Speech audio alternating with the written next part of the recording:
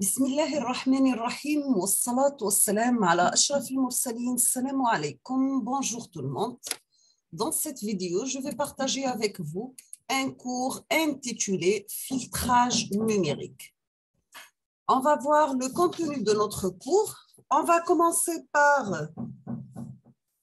par l'objectif du filtrage. On va voir les gabarits, les types de filtres. On va voir aussi les filtres à réponse impulsionnelle infinie. Normalement, on va commencer par les filtres à réponse impulsionnelle finie, RIF, les propriétés, les procédures du synthèse. Après, on passe aux filtres à réponse impulsionnelle infinie, les RII, toujours avec propriétés, procédures de synthèse, annexes et filtres continus. Donc, pour le filtrage d'un signal,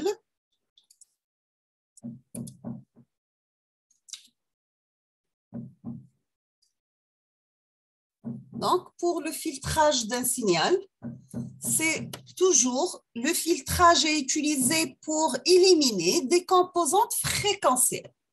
Donc, suivant un gabarit défini dans le domaine fréquentiel. Donc, le filtrage d'un signal numérique, c'est pour éliminer des composantes fréquentielles suivant un gabarit défini dans le domaine fréquentiel. Pour la synthèse d'un filtre numérique, on doit commencer par choisir le type de filtre, c'est-à-dire le type de fonction de transfert. Deuxièmement, on passe au calcul des coefficients du filtre pour satisfaire le gabarit. Troisièmement, c'est bien le choix de la structure pour l'implémentation du filtre, donc pour éviter le problème de quantification. On termine avec simulation et filtrage. C'est l'étape qui concerne l'implantation électronique du filtre. Actuellement, les logiciels offrent une grande gamme de choix de filtres et de méthodes de synthèse. Beaucoup de méthodes de synthèse de filtres numériques transposent les filtres analogiques en numérique. Pour les gabarits d'un filtre, on peut définir les filtres, soit un filtre passe-bas, passe-haut, passe-bande ou bien coupe-bande. Donc, à l'aide de gabarits dans le domaine fréquentiel, ces gabarits sont définis dans le domaine fréquentiel en se tenant compte de leur réponse en amplitude et non pas en phase. Exemple d'un gabarit d'un filtre passe-bas, vous avez delta oméga C, la variation de la fréquence de coupure est égale à oméga 2 moins oméga 1.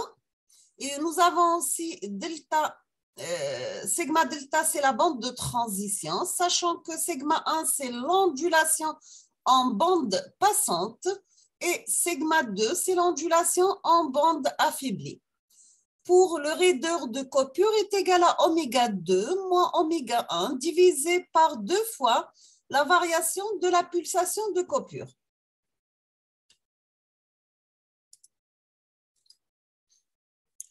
Pour le filtrage numérique, on va voir maintenant la représentation. Nous avons toujours soit l'entrée, le cas discret UN, ou bien domaine en Z, UZ. On passe à travers la fonction de transfert H de Z et on va récupérer à la sortie un signal Y de Z.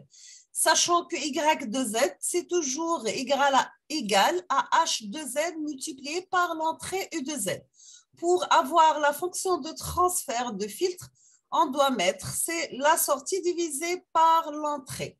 Donc, c'est tout simplement H de Z. Si on va mettre sous la forme de B de Z sur A de Z, B de Z égale à B0 plus B1 Z moins 1 plus B2 Z moins 2 jusqu'à BM Z moins M. Pour les AZ, c'est A0 plus A1 Z moins 1 plus A2 Z moins 2 jusqu'à l'arrivée de AN Z moins N. Donc, on peut mettre H de Z sous la forme de B de Z sur A de Z, ou bien c'est la somme des HI par Z à la puissance I.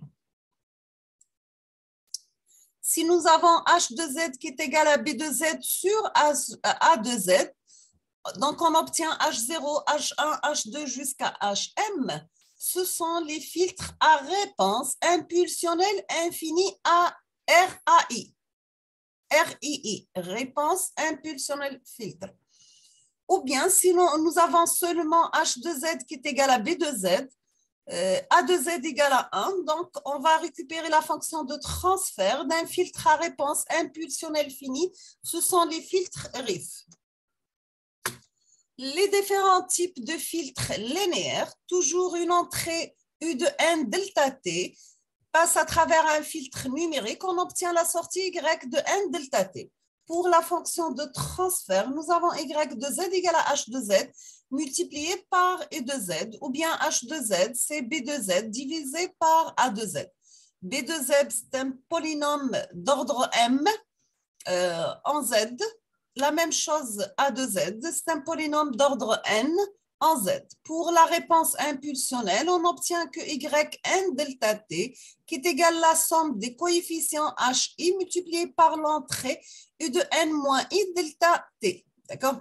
Donc, sachant que ça devient un produit simple, domaine en transformé en Z ou bien laplacien, et un produit de convolution domaine temporel.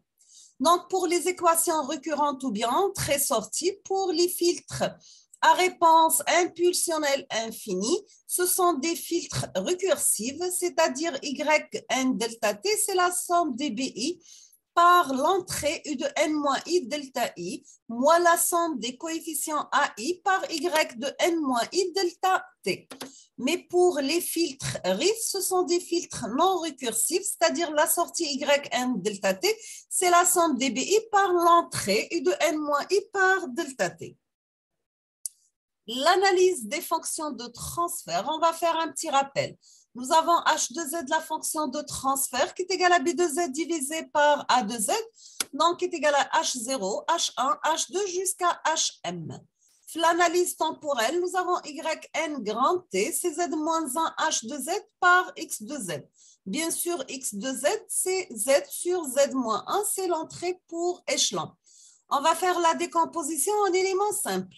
Mais pour l'analyse harmonique, nous avons l'entrée X de T qui est égale à sinus oméga T, W de Z égale à Z sinus oméga T sur Z moins, exponentielle G oméga T multiplié par Z moins exponentielle moins G oméga T. Donc, on va récupérer une sortie Yn T qui est égale à H de oméga multiplié par sinus N oméga T moins phi de oméga. Pour l'interprétation des pôles et zéros, nous avons H de Z, c'est le produit de Z moins ZI, divisé par le produit de Z moins PI, c'est-à-dire on obtient les pôles et les zéros. La condition nécessaire pour la stabilité des filtres, il faut que le HIT soit inférieur à l'infini. Nous avons aussi une deuxième condition, il faut que les pôles de H de Z sont de module inférieur à 1. Pour les filtres analogiques maintenant, on va commencer par notation. Nous avons toujours H de P, c'est N de P sur D de P. La stabilité, il faut que le degré de ta numérateur soit inférieur au degré de ta dénominateur. Pour étudier l'atténuation A de P qui est égale à grand H, G de oméga, on doit mettre H de G oméga, c'est 20 log le 1 sur grand H de G oméga. Le module élevé au carré, c'est 1 plus K oméga au carré, sachant que K oméga au carré, c'est la fonction caractéristique du filtre. Si nous avons K de oméga carré égale à 1, donc en bande passante, pour K de oméga au carré égale à 0, la bande atténuée. Pour les fréquences normalisées, il faut que oméga soit très supérieur à oméga sur oméga C. Donc, oméga doit être supérieur, très supérieur, devant oméga sur oméga 1 fois oméga 2 sous la racine, ou bien à la puissance n demi. Sachant que oméga 1 et oméga 2, c'est la largeur de bande de notre filtre, bien sûr. Avec les filtres analogiques, on va voir maintenant les filtres de Butterworth, les filtres de Chebyshev. Et autres filtres, on peut trouver aussi les filtres de Chebyshev type 2. Nous avons pour ce type de filtre une ondulation en bande affaiblie, les filtres elliptiques, ondulation équirépartie en bande passante et en bande atténuée. Ils ont très raide dans la bande de transition. Pour les filtres de Bessel, le temps de propagation de groupe constant dans la bande de fréquence et la réponse à un échelon présente des ondulations très faibles. Nous avons aussi les filtres de Legendre. K oméga au carré, c'est le logarithme libérien de oméga au carré. L1 de oméga au carré est égal à oméga au carré.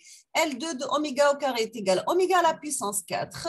L3 de oméga au carré est égal à 3 oméga à la puissance 6 moins 3 oméga 4 plus oméga au carré. Donc, c'est une pente maximale à la fréquence de coupure. Toujours avec filtrage numérique, maintenant on va faire l'analyse des fonctions de transfert et on va faire un petit rappel. Vous avez des cours détaillés sur ça dans la chaîne. Nous avons h de z, la fonction de transfert qui est égale à b de z sur grand A de z. Donc, on obtient h0, h1, h2, hm, et ainsi de suite. Pour l'analyse temporelle, nous avons yn grand t, c'est z-1 de h de z, la fonction de transfert multipliée par l'entrée x de z. Bien sûr, x de z, c'est z sur z-1, c'est un échelon. On doit passer par la décomposition en éléments simples. D'accord?